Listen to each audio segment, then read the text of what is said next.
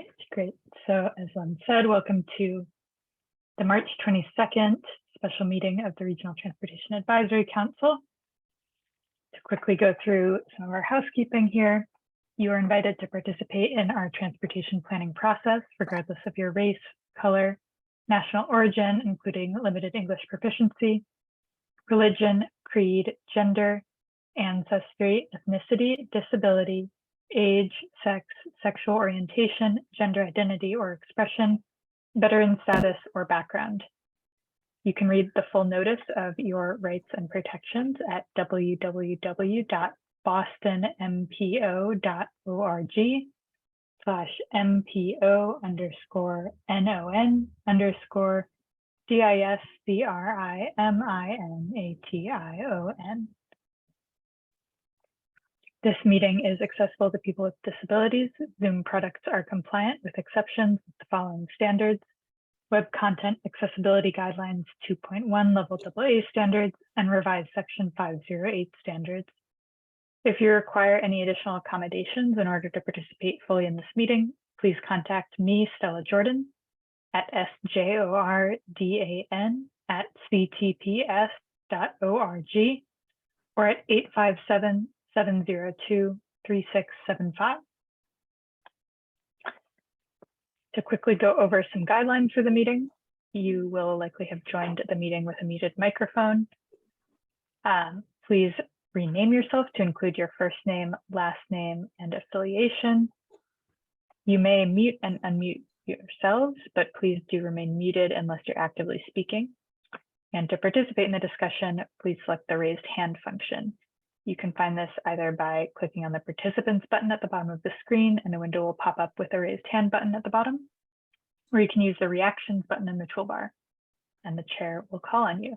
If you're joining us by phone today, you can use *9 to raise your hand. And if you have any technical difficulties, please don't hesitate to contact me, Stella Jordan, via the chat box at sjordan@ctps.org or at 857-702-3675. And with that, I will hand it back over to Len for some introductions.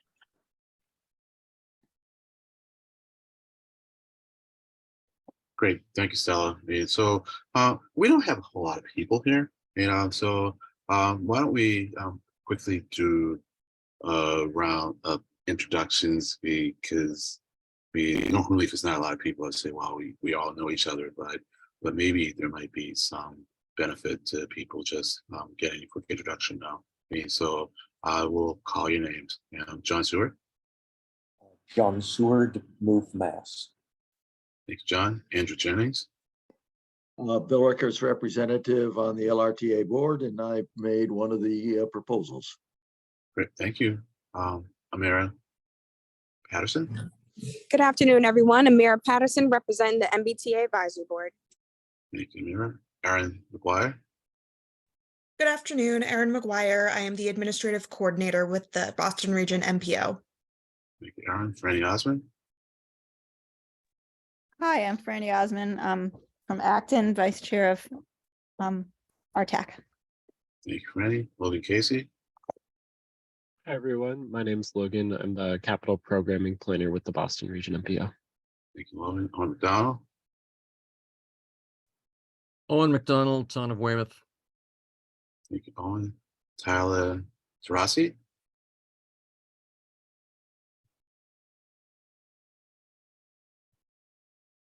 Hi, I'm Leonard Diggins, and representing the MBTA Right Oversight Committee and the chair of the Advisory Council. And I saved Ethan for last because he is going to lead us in a discussion about the transportation improvement program scenarios. So Ethan. Good afternoon, everybody. Ethan Lapointe, Transportation Improvement Program Manager, Boston Region MPO. So you can go ahead, Ethan. Oh, okay. I didn't know if we were doing. Perfect. So good morning, afternoon, everybody. As just said, I'm Ethan Lapointe. I manage the Transportation Improvement Program for the MPO, which is the 5-year capital investment plan for the Boston region and its 97 municipalities, communities contained therein. This transportation improvement program that is under development right now is for the federal fiscal years 2024 to 2028. If we go on to the next slide, in today's presentation, I'm going to provide a brief overview on what new projects were factored into the transportation improvement program for federal fiscal years 24 to 8, in addition to what things may have changed for projects already incorporated in the TIP. This includes a brief overview of the development timeline for the TIP, the initial funding scenarios, namely the first 3 scenarios that lay out not only what has changed with existing projects, but what new projects may be under consideration by the MPO board, and also seeking advisement on what else should appear from this council, and other additional steps, namely upcoming dates within the TIP development process, followed with some discussion regarding priorities for funding certain projects and what other things council would like to see going forward. With that, if we can move on to the next slide, we have a fair bit to go through in terms of updates and also materials to back up this discussion. As part of today's discussion, staff posted a letters of support packet. These letters of support pertain to each individual project that was received by staff for evaluated projects, often coming largely from either municipalities or other organizations such as nonprofits expressing their support there. You can review that packet just to see how these organizations are speaking to the substance of the projects that were received.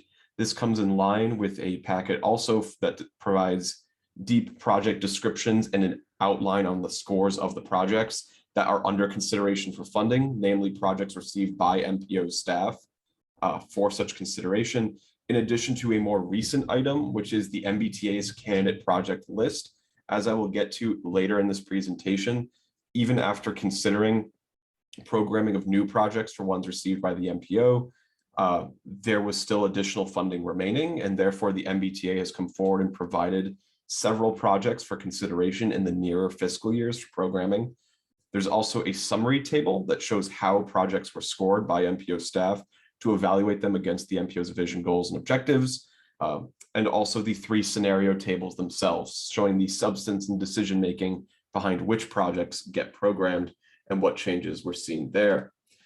With that, if we go on to the next slide, the goal of today's presentation really, and the next one, please, is to discuss our tax preferences for funding new projects in the TIP that will help to inform the development of a final programming scenario, or scenarios plural, for the next MPO board meeting, that board meeting being next Thursday on March 30th. If we go on to the next slide, I can show how that March 30th date falls into the broader TIP development timeline. So this presentation was a version of it, I should say, was presented to the MPO board at the March 16th board meeting for the initial draft programming scenarios. It has been updated to incorporate some additional information that has come in since then. The main date to look forward to is on March 30th, the adoption of a final programming scenario, such that the TIP may be released for public comment, a initially 21-day public comment, starting on April 20th of next month, to target an endorsement of June 1st for the TIP. One moment, if we can go on to the next slide, please. So to kind of start off looking at what the initial funding scenarios are for this program, there were 19 projects that were scored by staff in this TIP cycle. Of these 19 projects, an increase compared to last year were 18 new projects. Last year, there were only about 19 projects. This year, only 1 project was a returning project from last year. And I should also note that that 1 returning project saw significant changes in its scope. The majority of projects that were scored by staff for this TIP cycle represented 11 projects within the MPO's Community Connections program, that first and last mile connections program, in addition to 5 complete streets projects, 1 intersection improvements project, and 2 bicycle network and pedestrian connections projects.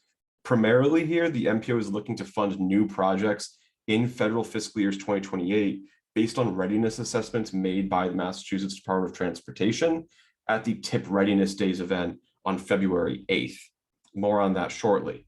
If we go on to the next slide, I can provide a little bit more detail on those 11 projects that staff received funding applications for Community Connections. As some may know, the Community Connections program actually consists of 6 different effectively sub-programs or applications for different kinds of investments.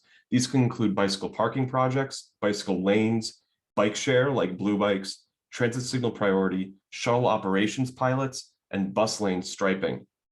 This year, there were 3 projects that were applied for bicycle parking between 2 municipalities, 3 Blue Bikes projects between 3 municipalities, 1 transit signal priority project, and 4 shuttle and microtransit operating projects, including demand response projects. Among those 4 microtransit and shuttle projects, 1 was from a regional transit authority that led the application, in this case being the Metro West RTA, and there were 3 municipal-led applications. To go deeper on what the shuttle projects look like, if we go into the next slide, and also just to contextualize the Community Connections program, one of the unique elements of a Community Connections shuttle versus the other kinds of Community Connections investments is that its funding allocation functions as a 3-year pilot versus a 1-year lump sum. Therefore, obligations made to currently programmed shuttles, for example, one starting in federal fiscal year 2023, will continue forward into fiscal years 2025. The MPO board at a previous meeting previous TIP development cycle last year voted to approve a target threshold for funding the Community Connections program at $2.5 million.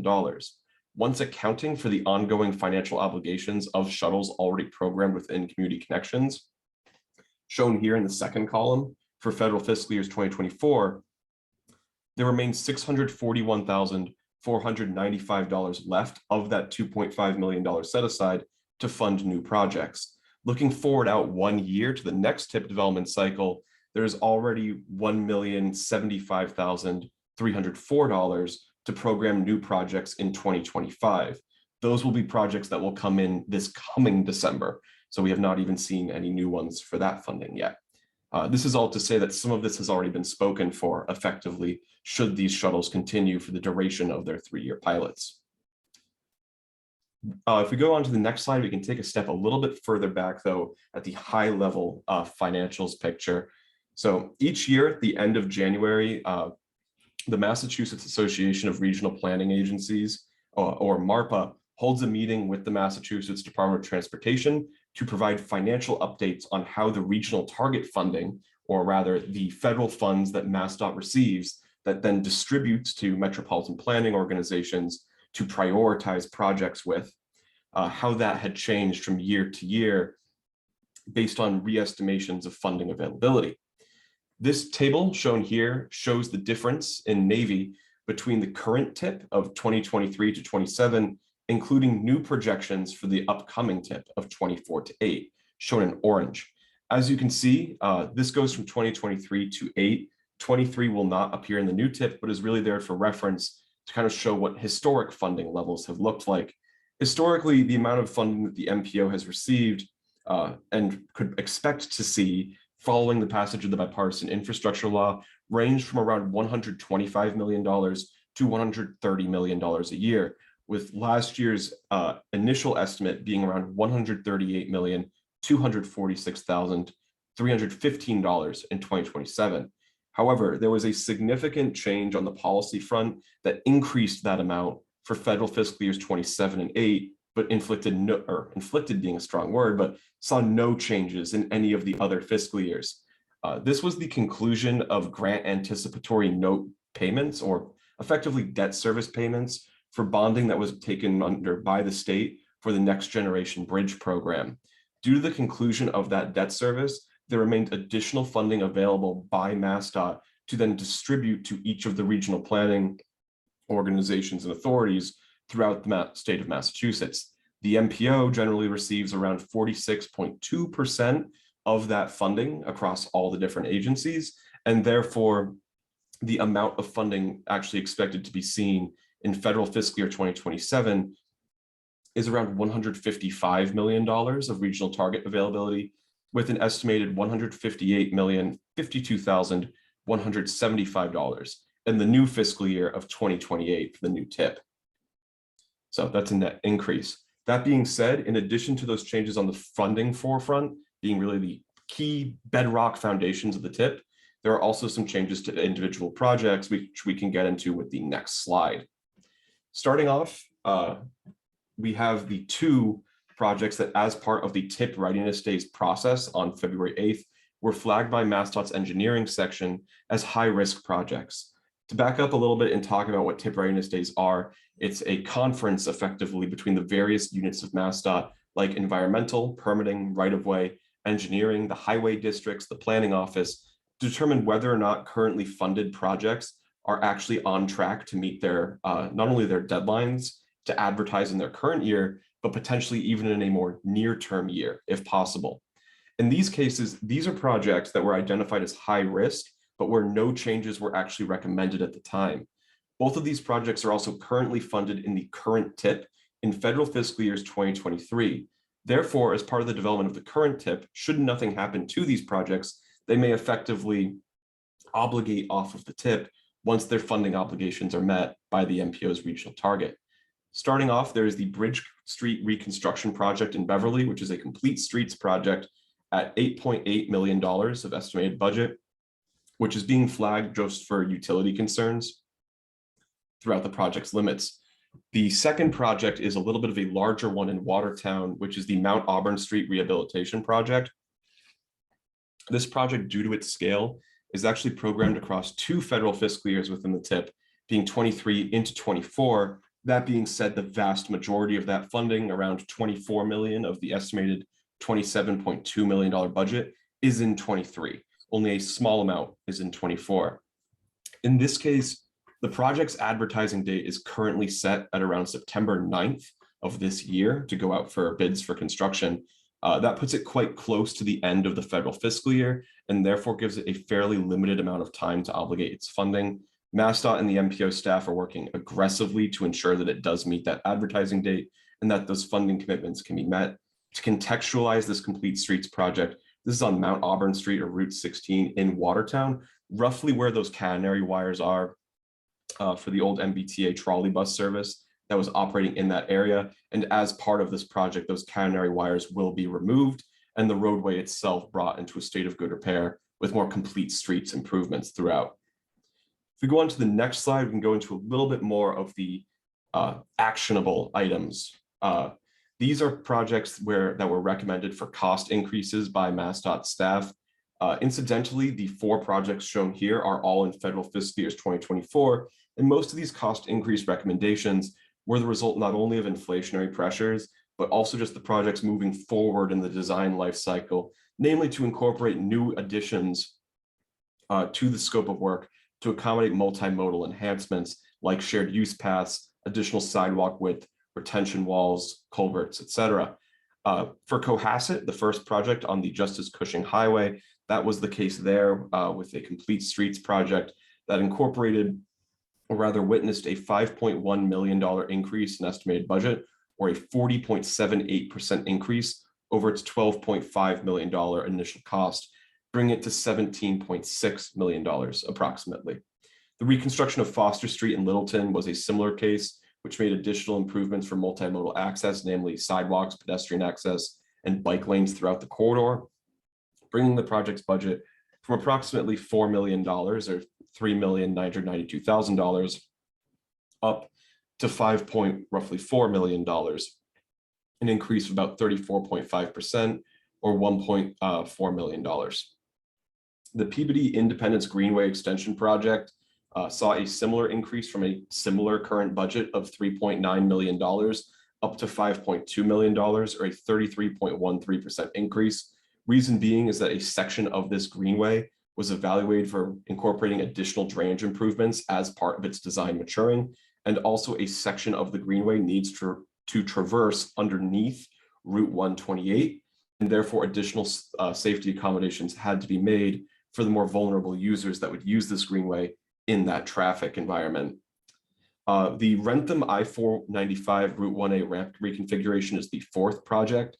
This project saw a 34.2% increase, up from a $15.6 million budget to a $20.9 million budget, or roughly a $5.3 million increase.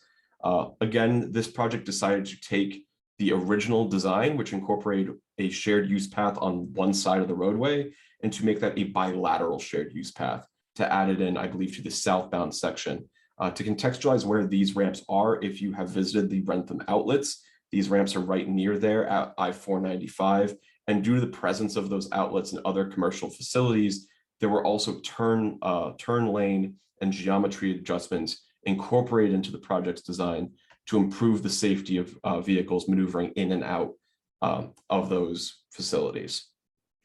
With that, if we move on to the next slide, this takes us into what I would say is a fairly impactful section of this presentation, being the projects that witnessed, or rather were recommended by MassDOT for delays.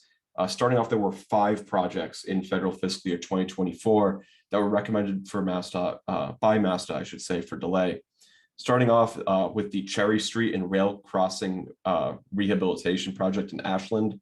This project is a $1.2 million project that was recommended for delay by MassDOT due to considerations and coordination necessary with rail service operators in that corridor, specifically the MBTA commuter rail, as part of getting the project out and ensuring that inspections and engineering could be done on site. The delay was 1 year out to federal fiscal year 25. In a similar case, also for a delay from 24 to 5, was the Boylston Street Reconstruction Project in Boston, an $8.7 roughly million project. The key driver on this was the impact of a subsurface utilities assessment, effectively looking at what kinds of utilities exist underneath the roadway and may possibly be disturbed as part of the reconstruction, going down to the bedrock and subsurface materials for the road. Therefore, as part of some of the additional issues identified in that assessment, the project was recommended for a 1-year delay, which also incidentally gives the city sufficient time to conduct public design hearings as to how the improvements on that project will look. The Essex Street Reconstruction Project, to stay on the inner core focus with Lynn, was another recommendation for a delay from fiscal 24 to 5. That is a $12.1 million project. In that case, similarly, that was to provide the project with an additional year to further project design and get it further along, namely to about a more mature level for advertising. For a repeat project, the Independence Greenway Extension Project in Peabody, which also saw a cost increase, is being recommended for a delay from fiscal 24 to 5 due to concerns regarding right-of-way in the project area or widening to accommodate that shared use path, and the aforementioned environmental permitting, namely the addition of new culverts and embankments to improve stormwater flow off the roadway. And again, with another right-of-way concern is a 2-year delay for Ipswich's Central and South Main Streets project, a $5.5 million project, which, in addition to historical right-of-way in the project area, were also additional concerns regarding utilities and the widening of the roadway to accommodate bicycle infrastructure, therefore disturbing things like utility poles in the project area and necessitating relocation there. If we go on to the next slide, we can go into the further out years of the TIP, starting off with a 25 project recommended for shift to 26. This is the Woburn Common project. Similar to the aforementioned Lynn project, this $15.5 million project was recommended for delay to 26 for design coordination. The next project is a little bit of a trickier one. This is the Rutherford Avenue Reconstruction Project in Boston, namely the Charlestown neighborhood. It is currently programmed in the TIP for 2025 to 2028. Its current TIP budget is $99,783,959. That said, its actual all-in budget, which is not reflected by its current TIP alignment or scheduling, is around $190 million, of which $25 million is being addressed by the city of Boston, leaving about $165 million to be picked up by the MPO. This project was recommended for delay due to how the design on the project has been moving along and concerns there. That said, this project is currently under discussion between multiple members of the city and also MassDOT for potential reconsideration for an earlier programming year, possibly 2027, based on phasing of the project. Its current budget figure may change depending on what years it is programmed in. The scenarios under discussion for today only show it starting in 28. That may change in the coming weeks. Next is the Route 1 and University Avenue intersection improvement project in Norwood, which is being recommended for a delay from its current funding spread in 25 and 6 out 1 year to 26 and 7. That is a $24.8 million project. The delay primarily being driven by concerns regarding adjacent wetlands and stormwater drainage in the area, in addition to utility concerns. Swampscott is seeing a delay from 2027 to 28 for its rail trail construction. This is an $8.9 million project and is being recommended for delay based on right-of-way concerns, namely with regard to design and outreach by the municipality as part of the design process and coordination with MassDOT. With that, that takes us off of the readiness updates before we even get into the scenarios. And this kind of allows us to go into the scenarios with a little bit more detail once we're on the next slide.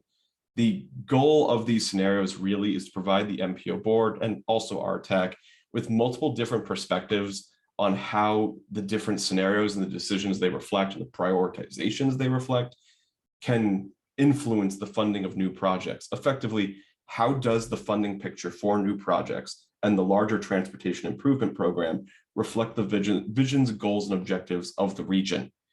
Today, there are 3 scenarios available for consideration. The first is a baseline project readiness scenario. That is a scenario which, as I will get into, is a baseline. It basically shows what the status quo is and incorporates new adjustments in project scope, delays, etc., but does not include any new projects. It kind of helps determine where there is a vacuum of funding or an availability of funding to influence that funding decision-making process. The other 2 are a little bit more specific and selective. These are the scoring criteria and cost effectiveness scenarios. If we go on to the next slide and cover assumptions in a little bit more detail, these scenarios reflect the most current information for all projects, as just discussed over the past few slides, and maintains level funding for set-aside funds.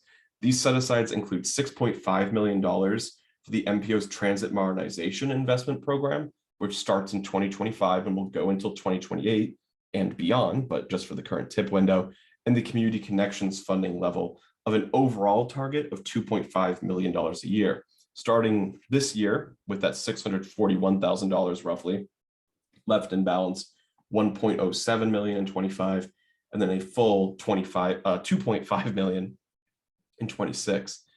The baseline scenarios also account for recommendations on project readiness, starting with project delays, with inflation factors baked in based on the delay and estimated budget increases. If we go on to the next slide, I can begin discussing in more detail the baseline readiness scenario. So the baseline readiness scenario reflects baseline assumptions for all scenarios based on the cost of a project, readiness of that project, where it's at in permitting, design, etc., and overall program funding levels.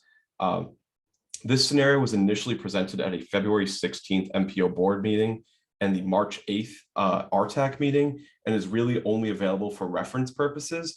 It illustrates that there is $202,044,118 available for programming, with significant funding availability across all tip years, but does not show the addition of any new projects. It does, however, show advanced construction on some projects.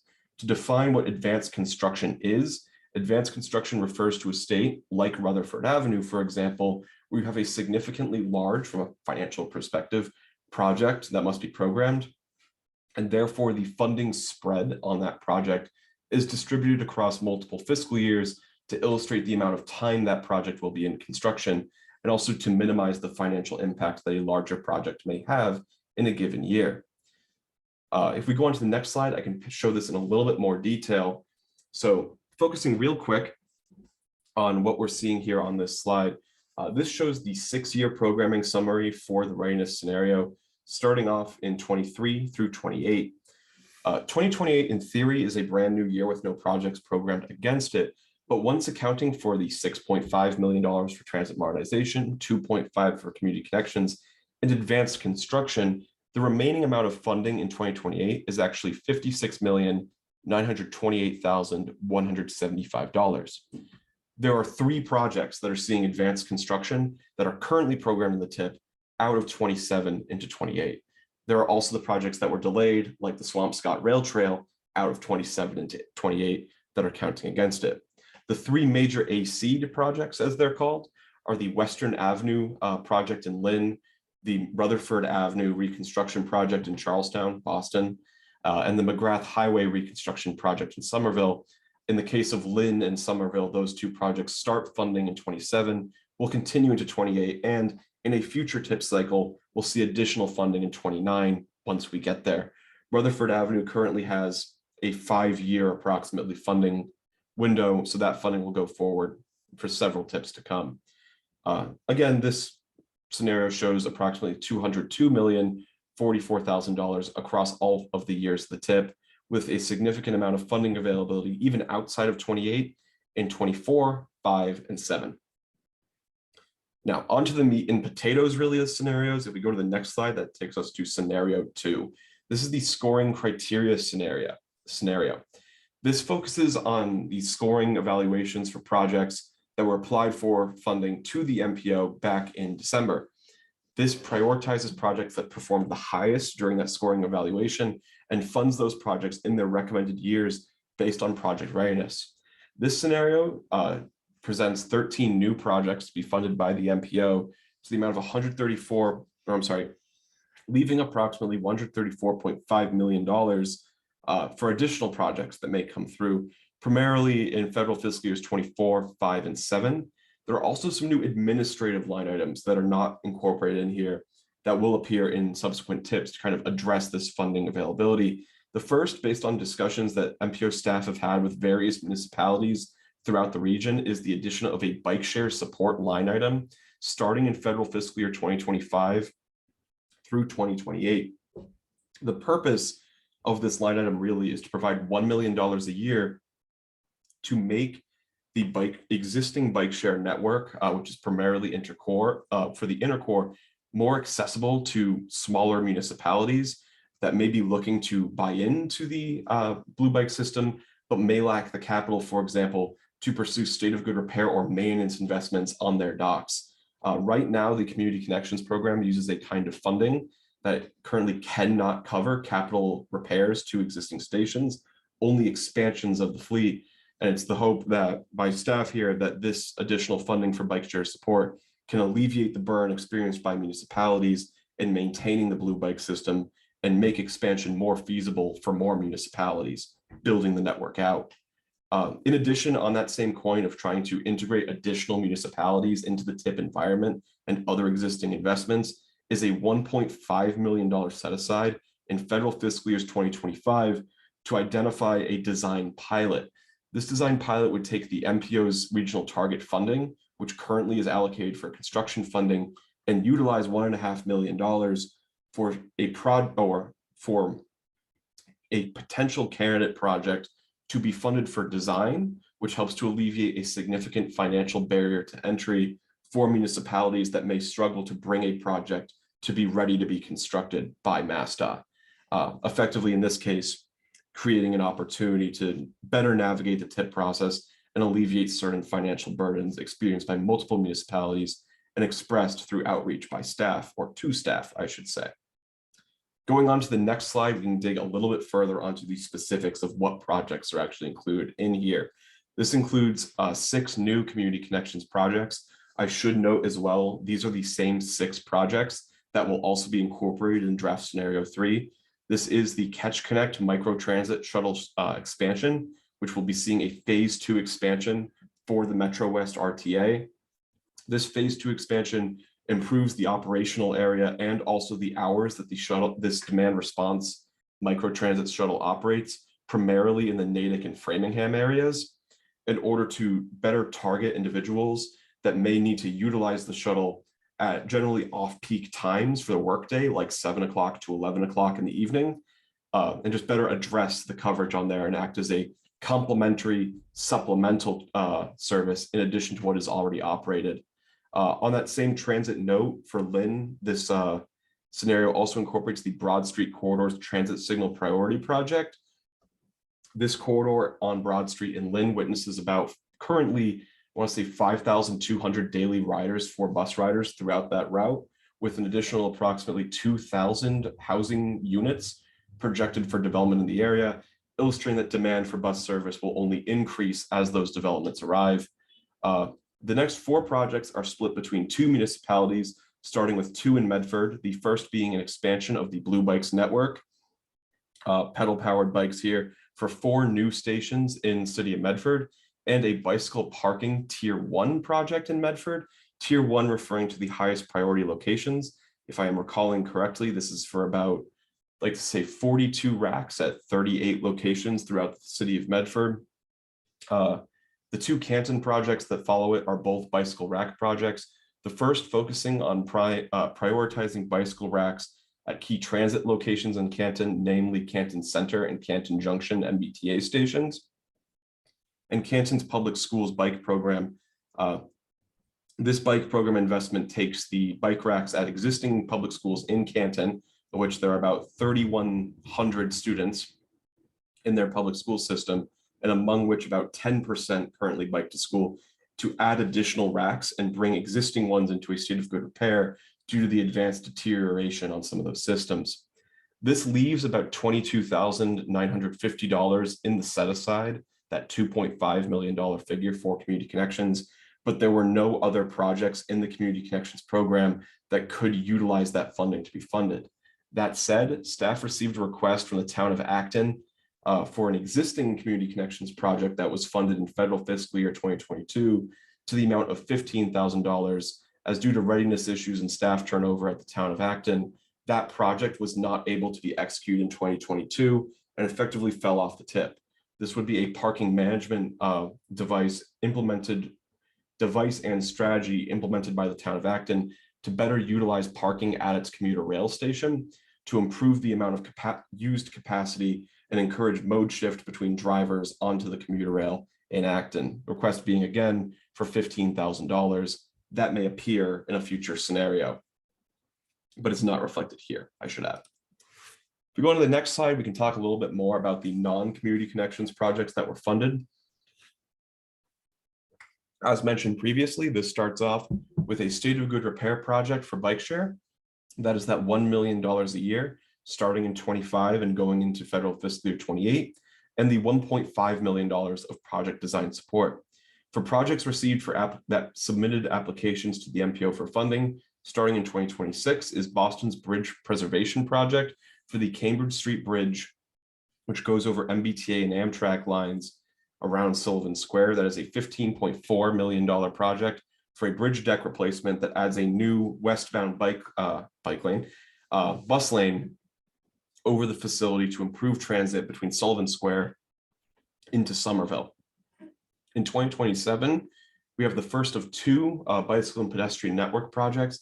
This is the Spot Pond Brook Greenway project in Malden, which is part of the Mystic Highlands Greenway Initiative, an MAPC broader initiative, which takes a project area, which currently I believe the project area only has about 25% of it with existing bicycle facilities, and gives comprehensive, safe, multimodal access for all users on a separated shared use path facility running just shy of Oak Grove on the north side of Malden, all the way down to Malden Center T-Stop, and also has tie-ins to the existing Northern Strand Community Trail.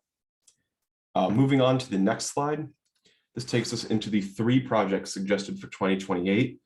This is the Cochituate Rail Trail Extension Project, starting off in Natick, which takes the existing terminus of the Cochituate Rail Trail at Mechanic Street in Natick and brings it into the new under construction Natick Center MBTA commuter rail station by constructing an elevated bridge over that current embankment that exists between the rail trail's terminus atop an embankment into the platform and I believe an elevator tower below. The next is a complete streets project in Wakefield, which is referred to as kind of the Envision Wakefield project. It is the comprehensive downtown transportation improvement project for Wakefield. This is not only a state of good repair project and a traffic safety project that improves emergency response times for the Wakefield Fire Department, but it adds a new shared use path where there currently are no bicycle facilities on Main Street in Wakefield, extends curbing to improve bus accessibility and landing zones at bus stops in the corridor, adds pedestrian scale lighting, reconfigures parking, redesigns and closes a section of Lower Common Street to make it a dedicated parking facility to accommodate additional multimodal access. And in addition to the construction of the new shared use path, ties into additional investments that the town of Wakefield is making on the side to tie in Main Street better with its commuter rail station and also Lake Quannapowitt to the north. Furthermore, like the Malden project, this is also a component of that Mystic Way initiative. The third project here is a project in Westwood and Norwood, but was submitted by Westwood for funding. And this is the reconstruction of Canton Street. This runs from the East Street Rotary down to University Drive or University Park. There has been an update on this project in the past 2 days. This project originally involved a bridge replacement, which has actually now been dropped from the contract due to some right-of-way conditions. That said, the primary focus of this project is taking a road in a primarily residential zone in Westwood that currently has no sidewalks and no bicycle facilities, adding a shared use path to the northbound lane on the roadway and sidewalks to the westbound lane to improve accessibility not only to open space and residential zones, but also to provide bicycle connectivity and tie-ins to a local improvement that was recently completed on Blue Hill Drive. Those that may be familiar with that part of Westwood would know that Blue Hill Drive spans from Canton Street eastward directly into the Route 128 MBTA and Amtrak commuter rail and Amtrak station. So this project will help to improve multimodal accessibility, not only to employment and industry and commercial centers on University Avenue, but also additional transit centers. Going on to the next slide, even with all of these projects programmed, there is still a fair bit of funding availability in other fiscal years, driven by the readiness of these new projects that were received. In 2028, after accounting for the funding of all new projects, there remains about $13.6 million. Generally speaking, the final year of a TIP has more funding available than that, solely on the basis of contingency or accommodating future program projects. This is only about 8.6% of overall funding. That said, the clear sign of funding availability still appears in fiscal years 24, 5, and 7. This will also be the case for the third scenario that I will discuss, but at the end of this presentation, I will discuss some MBTA projects that may fit in there. This leads to about $134.5 million of total available funding across all fiscal years, which, if we go on to the next slide, is primarily in about $60 million between federal fiscal years 24 and 5, with a $50.3 million lump sum in 27. With that, that takes us to scenario number 3, the cost effectiveness scenario. Now, cost effectiveness in this case refers to a situation that still takes the scores of projects in account. Cost-effective projects are projects that not only score highly, but the amount that they score relative to the amount of expenditure on that project is where they're really balanced. So, for example, a project that scores similarly to another project, but has half of that project's budget would be prioritized more highly in this kind of scenario. Even still, this scenario primarily funds new projects in federal fiscal years 28 and holds about $21.7 million in reserve in federal fiscal years 28. It's a little bit more financially conservative for that out year. That said, it still funds the same number of projects, 13 new projects, but funds one different project. This results in a total remaining funding availability of $142.6 million, still with the majority of availability in 24, 5, and 7. If we go on to the next slide, this is the Community Connections projects in review again. These are the same 6 that were mentioned in scenario 2, the Metro West Lynn projects being Catch Connect Service Expansion Phase 2 and the Broad Street Corridor Transit Signal Priority, the 2 Medford projects, the Blue Bikes Expansion and Bicycle Parking Tier 1, and the 2 Canton projects being Canton Center and Canton Public Schools.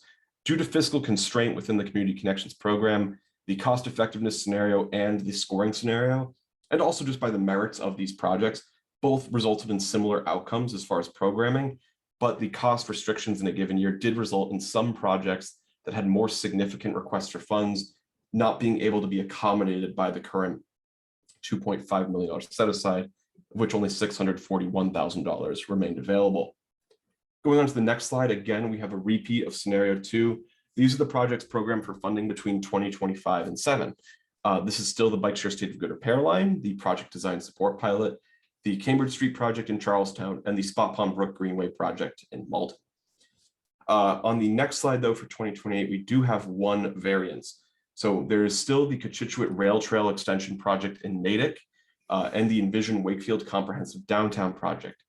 In substitution for the Westwood and Norwood Canton Street project is a similar project in Bellingham.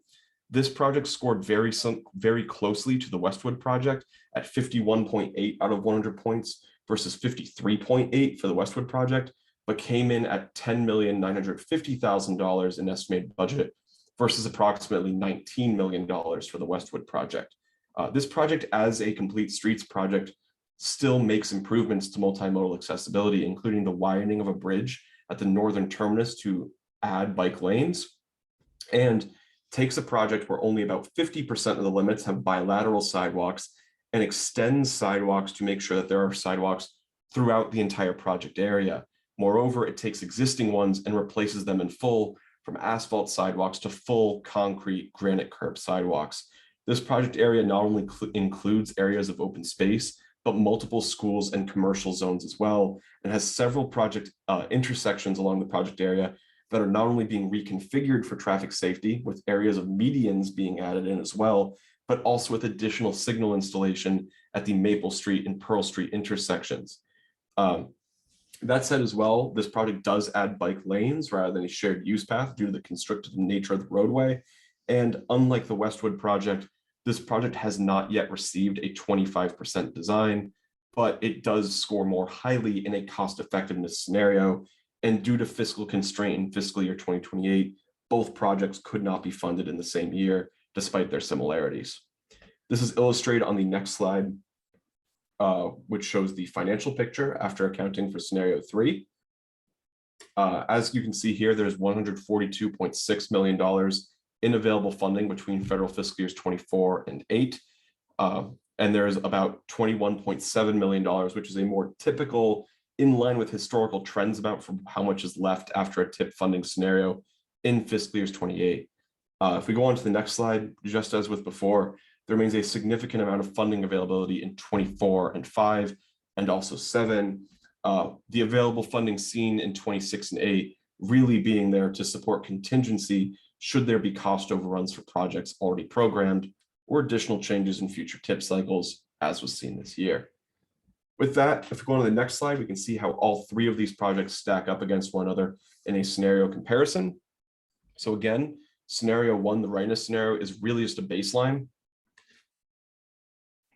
that illustrates the amount of early year funding available after considering all changes to project cost, readiness, and ability to execute. This results in a total remaining funding of $202 million, whereas the 2 scenarios, which both program the same number of projects, 13 projects, result in remaining funding availability of $134.5 million for scoring criteria and $142.6 million for cost effectiveness. The early year funding remaining between these 2 projects, early year being defined as 2024 to 5, is the same, of $63.5 million approximately. That said, as I will get into in the next slide, there's some key considerations. First being, there are no MBTA projects here that haven't already been programmed, I should clarify, and there are no MassDOT projects factored in as far as ones brought forth by the Highway Division. Those are still yet to be seen, but a list is under development.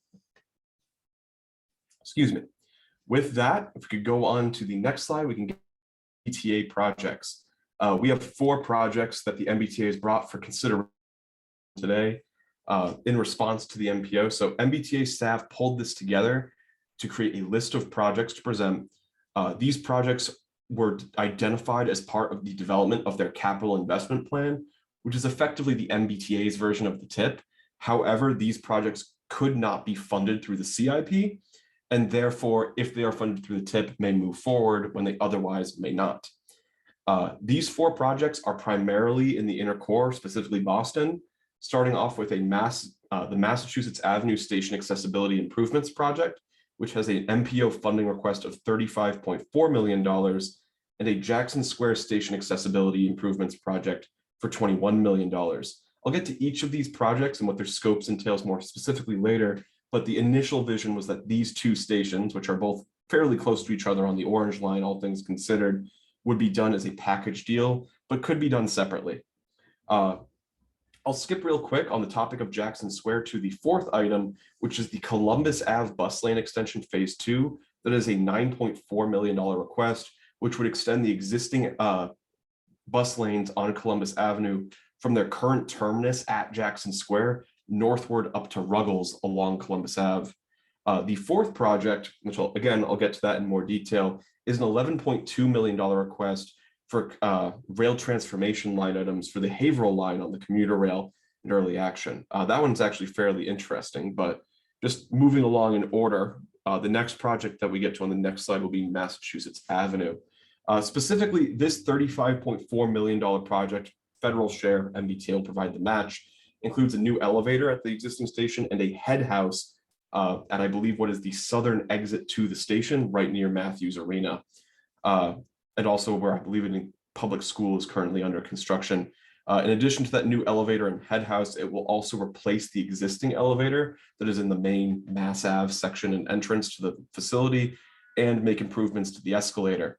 I should also mention that by virtue of how these projects have developed and been designed, all 4 of these projects under discussion today are projects that could be constructed as early as federal fiscal year 24, effectively making them shovel-ready projects, which would have a full funding commitment by the MPO.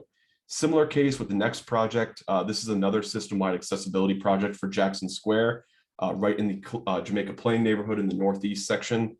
This includes construction of a new elevator, modernization of the existing elevator in Jackson Square, lighting improvements throughout the facility and bus terminal, and various state of good repair improvements to the station.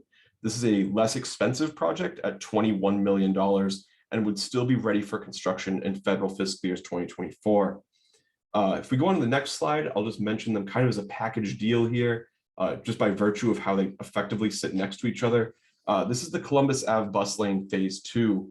Back in 2022, or I should say federal fiscal year 22, the MPO actually funded about $11 million to phase 1 of the Columbus Ave bus lanes project.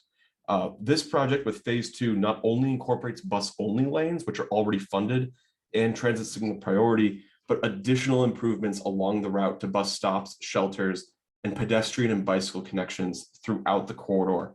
Again, bringing the bus lanes from their existing terminus at Jackson Square northward on Columbus Avenue through the Roxbury Crossing Station for a tie-in to Ruggles. This would also include additional green improvements and plantings along the project area and improved stormwater drainage through the addition of impervious surfaces and traffic calming. Again, this would also, as a phase 2 project, be ready for construction in federal fiscal year 24. I should also add that given this project abuts Jackson Square Station, both of them do exist in roughly a similar context, although Columbus Ave phase 2 obviously has a much larger reach in terms of its footprint.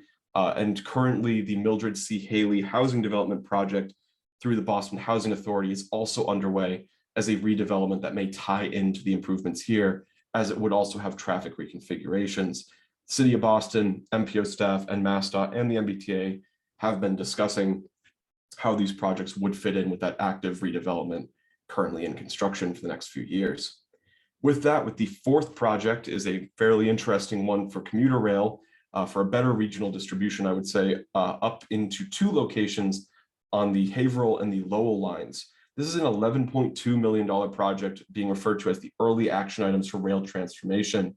This includes the addition of a new turn track at Reading Station and makes additional improvements to the Wilbur interlocking. That is really a section between Anderson and Woburn roughly, which would enable 30-minute headways in the short term and also potentially future improvements to the line to accommodate electrified rolling stock. The current headways on the Lowell line on a weekday are at best at peak hours about 40 minutes and at normal hours about 1 hour between each train. So this would actually, through this improvement, provide a fairly dramatic improvement to headways at peak commute times for commuters and users of the Lowell line. Moreover, the addition of this turn track would also reduce freight operators or the Amtrak Downeaster train running through the bus area and better facilitate bus integration and additional connections to those stations. Again, this could start as early as federal fiscal year 24 and has an $11.2 million request, which puts it as somewhat less expensive than the other 2 broader station projects. With that, that was quite a bit. So we'll start moving on to the next steps before we really move into discussion. So if we go on to the next slide and the one after, there's still more work to be done. The first being that staff still need to review the new list of potential MassDOT funding projects, which has not yet been finalized by MassDOT staff, and evaluate how the MBTA proposed projects may integrate into the scenarios. That's part of how the discussion we're having here today will work. As I also mentioned, or rather what it will influence, as I also mentioned, the Rutherford Avenue project may be up for acceleration into 2027 versus its current programming in 2028. And MPO staff are currently discussing whether or not advanced construction for not only Rutherford, but also McGrath and Western Avenue and Lynn may be rebalanced to front load costs in federal fiscal year 2027 and strategically reduce long-term funding commitments for those projects to better open up the out years of the TIP to alleviate fiscal constraint for new projects in future TIP years. So with that, I would like to go to the next slide and the one after to go over 4 questions to guide our discussion. I know it's roughly been an hour of me talking straight, so I can't wait to stop. But the first being, what objectives should be incorporated into iterative in-development scenarios by MPO staff, where staff should allocate the MPO's remaining outer year funds, specifically in federal fiscal year 2027, and whether or not more of that funding in 28 should be held on or unallocated to function as contingency for cost overruns. There's then the question about the MPO's priorities for funding projects within the Community Connections program. Is the $2.5 million allocation enough? How does the bike share support line item factor into it? Questions of that nature. And how do MBTA projects like those 4 we just discussed fit in more broadly with the MPO's goals and objectives, equity, system preservation, modernization, capacity management, climate resilience, etc. With that, that is everything I have. So I'm happy to turn it over to questions.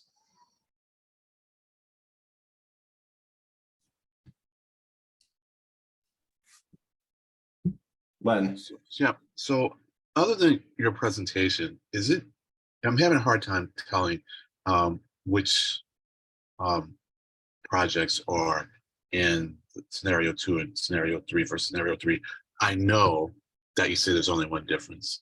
So I'm going to ask you for those 2 again, but other than that, looking at the scenario sheet, is it easy for me to tell which one that is on my own? To be honest with you, it is not easy to tell. Okay, fine, that's okay. Because if it was and I was missing it, then I just wanted to know the answer. That's okay. I mean, it's not a critique. I'm sure at some point you'll either figure out how to make it easier for us to tell, or it's just not easier for us to tell. So yeah, I'm happy to answer though. Yeah. So it was Wakefield. No, Wakefield was in both of them, right? Yes. It was. So what were the 2 that were different? So there were 2 projects that were different based on the scenarios. In the second scenario, Westwood's reconstruction of Canton Street project was included. Okay. That's about a $19 million project that scored 53.3. Right. In the third one, Bellingham's Route 126 project was included. That is a $10.9 million project with a score of 51.8, which technically made it more cost effective. Yeah, and what I want to do is I want to look at the scores in each of the categories, because whereas the overall score is similar, it might be that I care about one set of scores, especially the equity scores, more than others. So what I really like about the way we break down the scoring is that everyone can have you can say, well, this is more important to me, and we think this should be more important to the MPO. So even though the total scores may be similar, there may be components of it that be weigh differently for us, and that becomes the way that we advocate for one project over another. Because why have these breakouts there if we're not going to use them? So we spend so much time working on these criteria that I'm always excited about putting them to use. And so the question I have regards that I like the program, or whatever you call it, for helping communities do the project. What's the word for it? It's not technical analysis. It's development. Not even development. What's the word for it?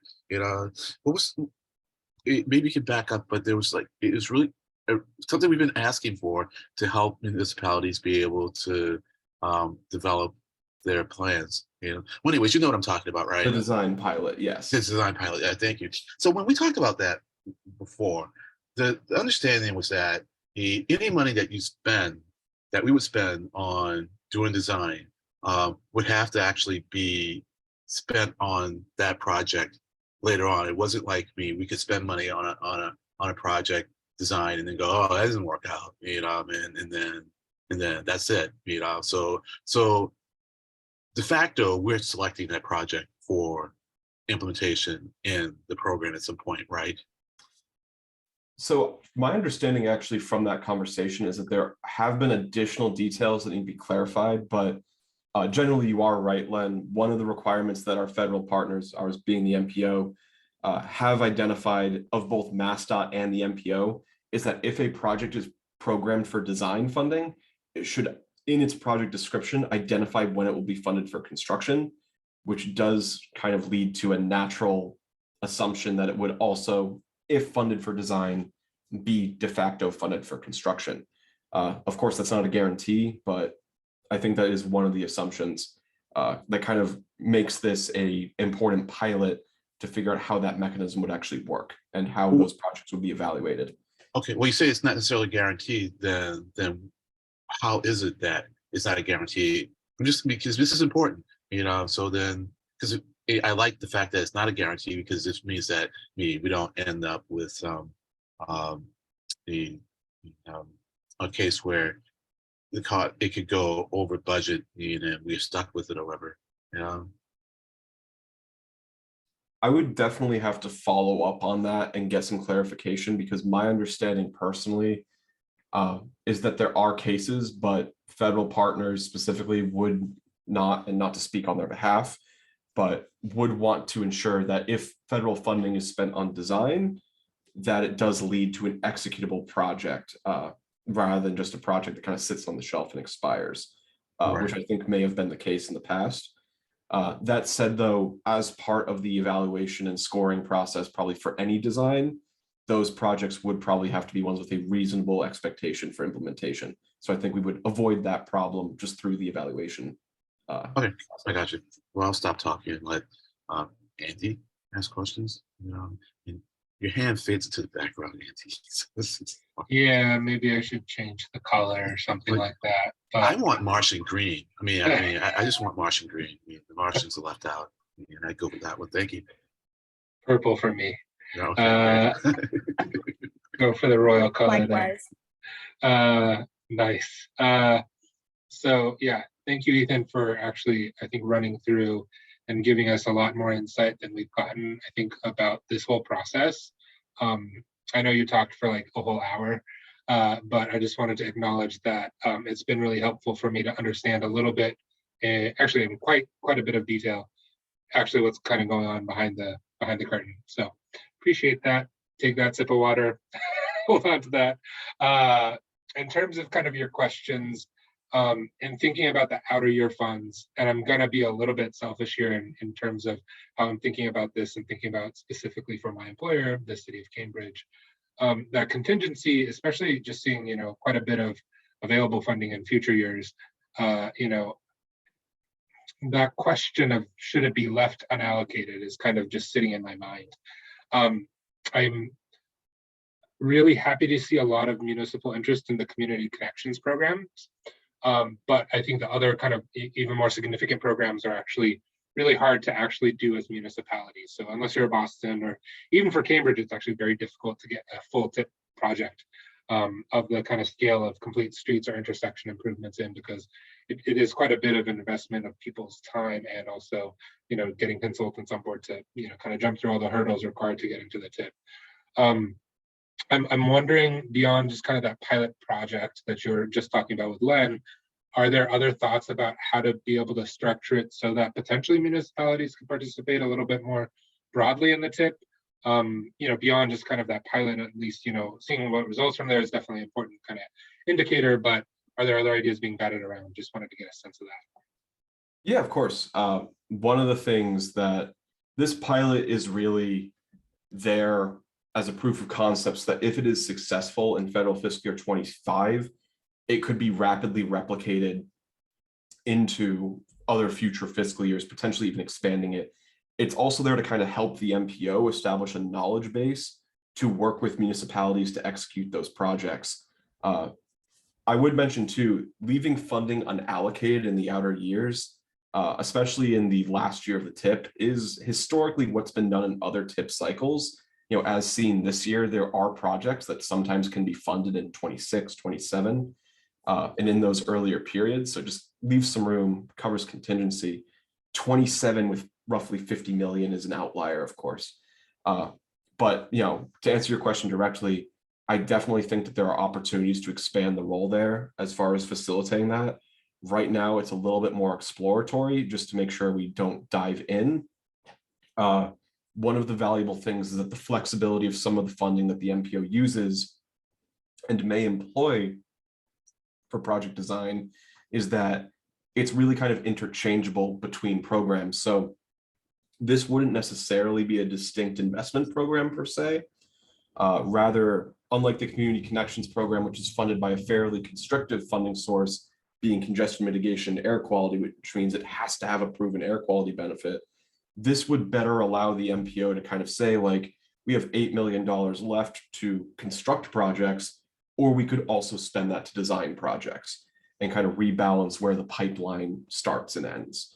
I would also mention too, while this was born kind of from not only some discussions with inner core municipalities, this emerged quite frequently in discussions between MPO staff and also more of the suburban municipalities further out, because funding is a major consideration. In a way, personally, I see this as a case of the MPO kind of putting its money where its mouth is. In recent years of the TIP, the MPO has adopted policies to better require that projects achieve a 25% level of design before they are approved for funding the TIP. And therefore, this is a way of providing a pathway to achieve that level of 25% design that is now required, rather than making it be a barrier to entry, at least as much as it is. Yeah, and you know, definitely a lot of the inner core municipalities have the ability to do that. It's more about, you know, shifting resources to be able to get to that 25% a lot of the times. Not everybody, but you know, quite a few.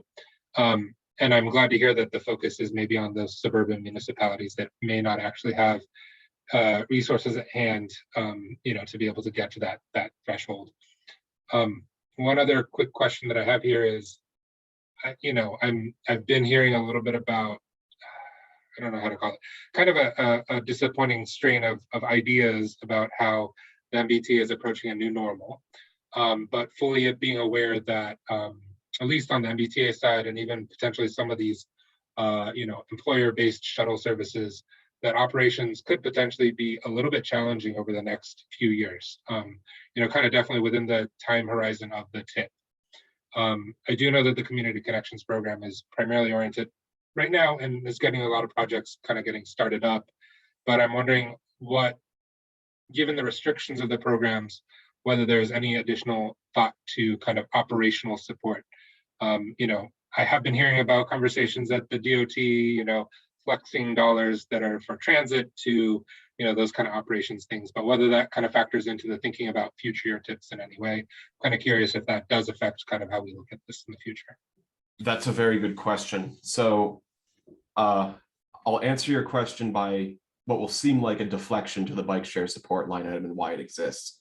So the bike share support line item as it exists to cover elements of operational costs that are not eligible under the existing Community Connections program. So the Community Connections program, like I said, has to have that air quality benefit through generally expanded service in some capacity. Repairing an existing station using the existing funding formula does not count. And that kind of cuts the same way for existing operations, because that CMAQ funding can only fund 3 years of a pilot. That said, this bike share support line item has sometimes been referred to as operational support, but it's really more of a capital cost. So for example, there are opportunities through the MPO's transit modernization program to work for, this is still being developed with work scoping, but to work with regional transit authorities to potentially repair existing assets. But due to the restrictions on certain kinds of federal funds, the federal funding that the MPO has can't actually support day-to-day operations. What it can do is unload some of the capital burden, which frees up funding on the municipal side for other operations. but it can't do a full operational support, which makes it somewhat restrictive in that nature versus like the community transit grants program, which I think has come up in discussion before. It's a little bit tight and tricky.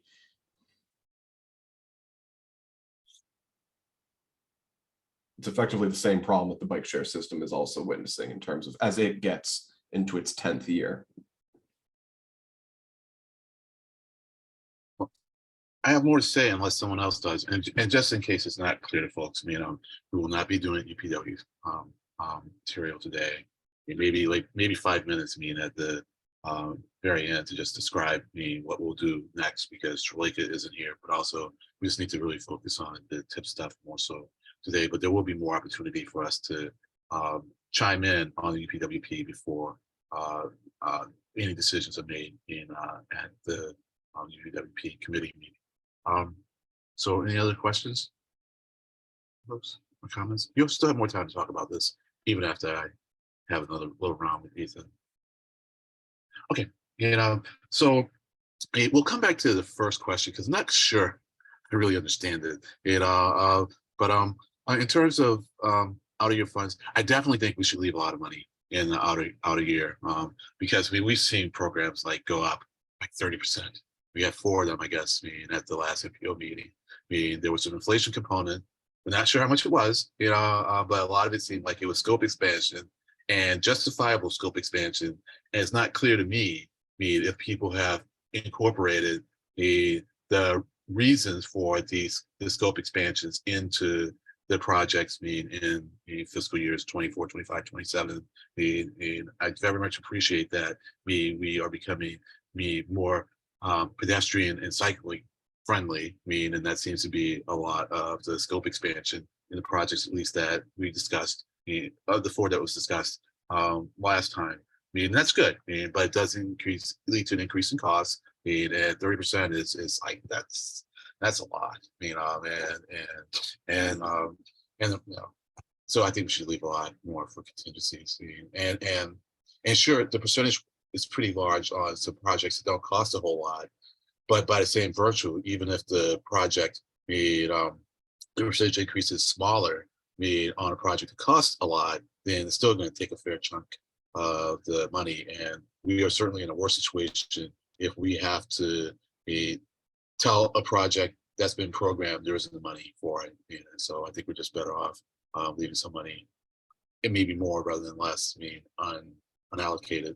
And I guess the term I was trying to remember when we were talking about that design projects is moral hazard. If we tell someone we're designing this thing and they get the impression that it's a done deal, it just creates a moral hazard, and people behave differently when there is a floor to the risk. I think you just think of insurance, and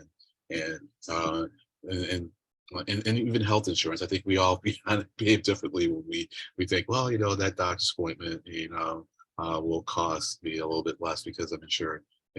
But anyways, and actually, thanks. So one point I want to make clear. I'll kind of point out when I was saying that it helps to be able to look at the scores. So between the 2 projects that we're discussing, I think it turns out that the one that costs less, that's more cost effective, is the one that I would have gone for anyways, because when you look at the clean air score, the Bellingham project score is much higher. In fact, it's the Clean and Sustainable Communities. His score is much higher than the Westwood one.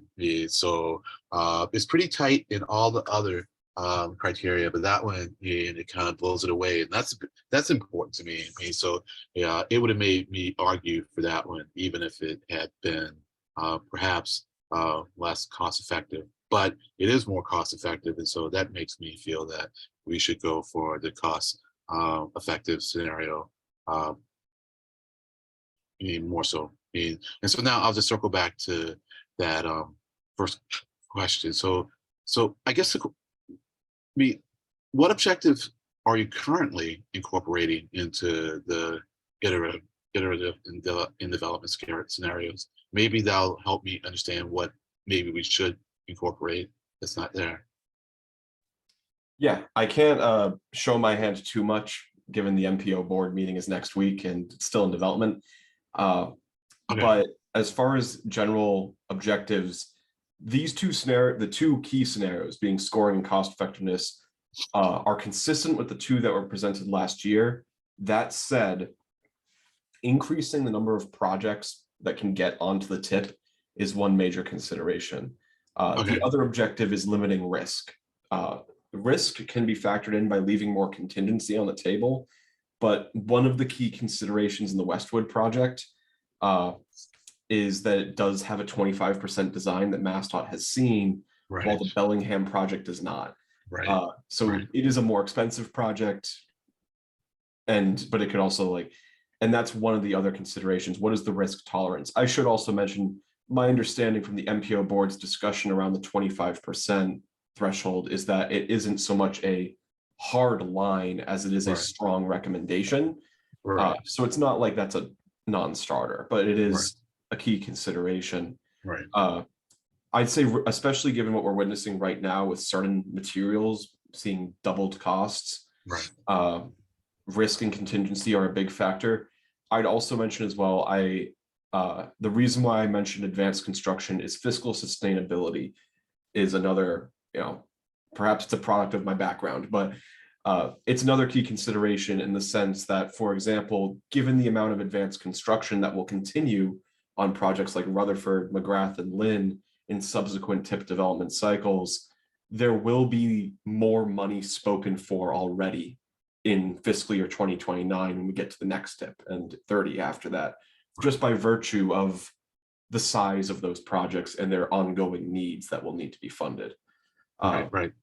And by the same coin, that also applies to the Community Connections program, because as these shuttles emerge, given they're funded across 3 years, they do already have a component of funding spoken for of that 2.5 million. As mentioned earlier, this year, about 75% of the Community Connections set aside was already gone, for lack of a better word, before the new projects were accounted for.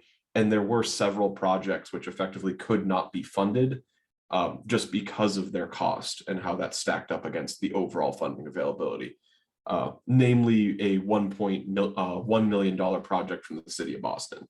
There just was not enough money to fund it under the set aside. Right. Gotcha. So with respect to that Rutherford project, so we're seeing 99 million or whatever it is being listed, and you told us, but really the MPO is on the hook for 160 million. So, Yes. So at what point do we really start seeing the 160?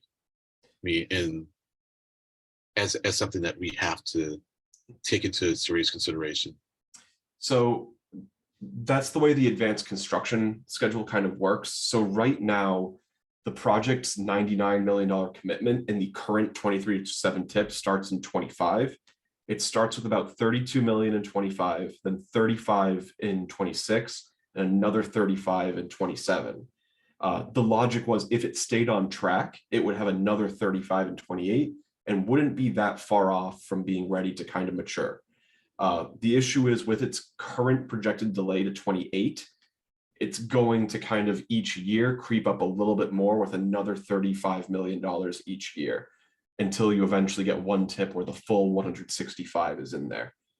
That said, that is my assessment based on current conditions. Mhm. That could change based on rebalancing of the budget in terms of does the MPO fund more of the project up front in 27 and 8, that kind of AC rebalance I mentioned, or a discretionary grant could also change that funding spread.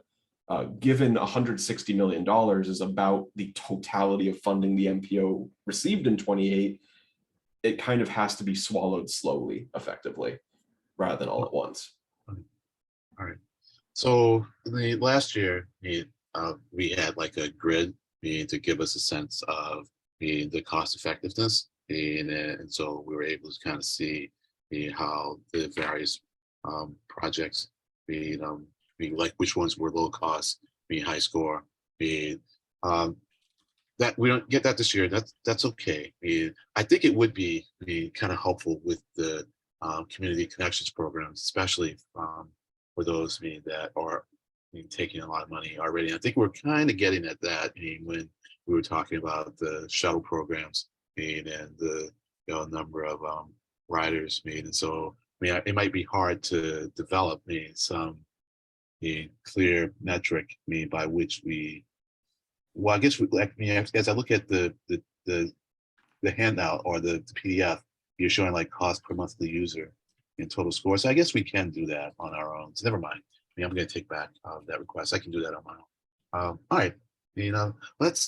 That's it for me. I guess if anything, I would say maybe we could get the community connections some more money, but at the same time, if I'm going to argue for keeping some contingencies, monies, it might be hard to have both arguments at the same time. But that said, I think we could effectively double the community connections program and still leave a lot of money, for contingencies in outer years. So that's it for me. Yeah, I agree. I would also just say to my part, none of these scenarios include the MBTA projects, all of which could start as early as 24. Right. That will come up in next week's meeting. And I will say there is another RTAC meeting in, I want to say early April.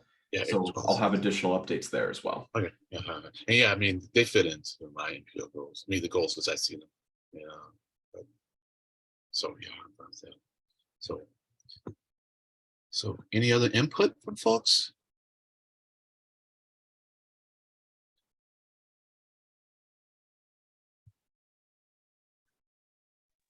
I just wanted to say thank you, Ethan, for the presentation. It was very informal, and I've just really enjoyed the discussion back and forth. I have to report back to Brian to have some further discussion, but this was very, very helpful.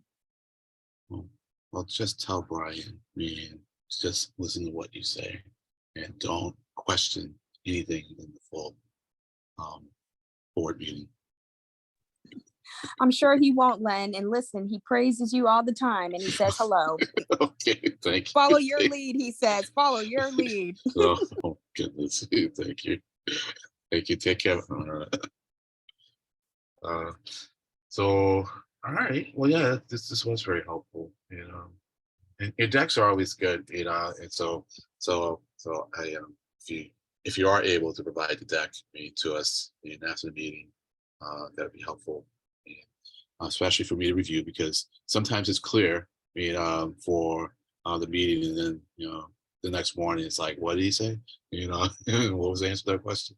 Maybe if I can go back to the deck, I can get it. And it's easier just sometimes to look at the deck than to go back and look at the recording. So if we get that, that'd be great.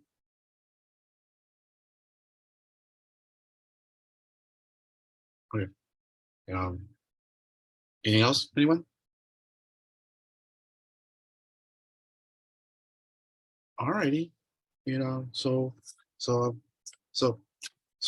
I think you have our input, right? Ethan, you have some guidance from us on this? I have enough to work with. Okay, great. Well, thank you once again. So we'll move on to a brief UPWP discussion.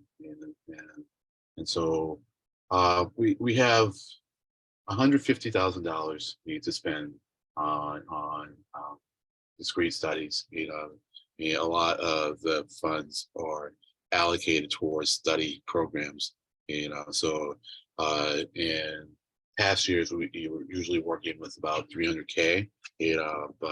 But because of the allocation to programs that we decided, that we want to fund from year to year, it's down to 150K.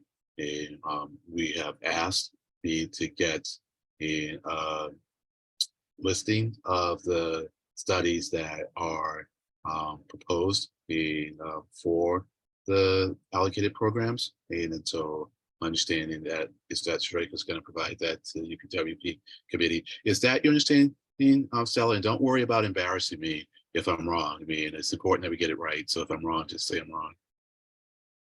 Yeah, so unfortunately she's up sick this afternoon, but based on conversations we've had, and as Len referenced, the UPWP committee meeting last week, she will be working on kind of following some committee recommendations to slim down the universe a little bit. while that's happening, I encourage members to kind of continue looking at the studies as well. And then at our next meeting on April 12th, we can plan to allocate some time to discussing and ideally having a better sense of kind of what we're working with at that point. Yeah, and our meeting on April 12th, Shalay could go first, and then Ethan will get the leftovers. Unless there's some compelling reason that he has to go first. And the tip can do that because we well, I guess we will have sent things off. No, I guess we're not sending it off for evaluation until the 20th, right? That was his timeline. Yes, the tip's going to go out for a 21-day public comment starting April 20th. I believe the next meeting is April 13th. Yeah. And then Right, right, endorsed for final until June 1st. Okay, all right. So then the board will be making, the MPO board will be making the final decision on the 13th. For some reason, I thought it was making this decision on the 30th of March. So they will select a final scenario on the 30th, but if there is discussion that may change, right, it won't actually go out for public comment till the 20th. So there may be some tweaks in before then. Right. Especially, to be clear, no MassDOT project list has been provided as of yet to the board. So there may be a request there. Yeah, gotcha. Thank you. So okay, that's where we are. And so initially Shalika had asked us to come up with kind of like our list of studies, much like the staff usually tells us like it's recommended list of studies, and they were asking us to come up with our list. And given so little money to spend, and the cost of some of the programs, and also, what I found a little problematic, especially once we realized that we only have 150K, was that a lot of the programs or the road studies didn't have a price tag associated with them. I think it was easy for staff to cost out the studies that they proposed because they just been thinking about that when they see others, maybe hard to do that, and there were just so many. What I found is a useful exercise in trying to come up with a program was just it forced me to read the studies a lot more closely and then find out the similarities and combine some. So from an educational point of view, I think it's worth doing. But I don't want people to go through that exercise only to find out, well, they only choose like 3 or 4. I spent all this time. So what they're asking now is that we perhaps give like the top 3 or 4 or 5 that you think can be funded within 150K, and I want to urge you to do that just so that the advisory council has more input in the process. I would say everyone can do that and then send me your list, and I can kind of pass that along. And I don't unless people, why don't we do that? And I think as I think this through, we're not going to have another meeting before the 12th, and so we can just discuss our own list at the 12th, and if we feel a need to come to a consensus, we will. The consensus might just emerge as we look at all the lists, but we'll set aside most of the meeting for discussion about that. So that's my suggestion. If someone has something else in mind, that they would like to do, either before the meeting and between, I'm all ears.